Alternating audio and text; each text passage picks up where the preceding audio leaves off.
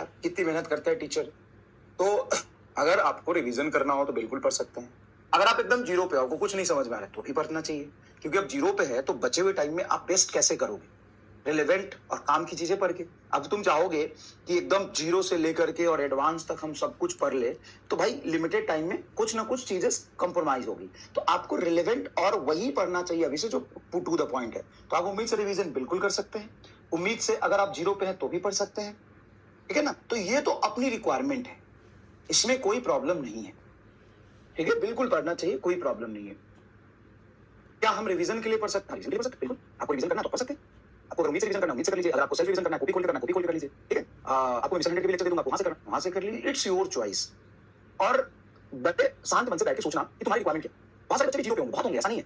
अब तुम सोच रहे हो अरे सर हम इतनी मेहनत कर रहे हैं, तब हमको इतना दिक्कत है, क्योंकि तुम जानते हो कि कंटेंट क्या होता है, तुम्हें पता है कितना मेहनत करना होता है, तुम्हें पता है कि बहुत पढ़ने के बाद भी क्वेश्चन सॉल्व नहीं होते हैं, प्रैक्टिस करनी पड़ती है। तो पता है पढ़ने के बाद भी रिवीजन की जरूरत पड़ती है एग्जाम में जाने से पहले। तुम्हें पता है बहुत लोग नहीं पढ़े, तो उनको अब पूरा पढ़ना तो संभव है ना, लेकिन कुछ ना करने से तो हमेशा अच्छा होता है कुछ करना। कुछ ना करने से हमेशा अच्छा होता है कुछ करना। और कुछ करोगे तो क्या करोगे? तो करोगे, पढ़ोगे, और क्या करोगे? और उस समय रिलेवेंट और जो एकदम काम की चीज है, जिससे मैक्सिमम प्रोबेबिलिटी है सवाल आने की, वो पढ़ोगे, ठीक है। तो अपनी रिक्वायरमेंट के हिसाब से चीजें देख लीजिए।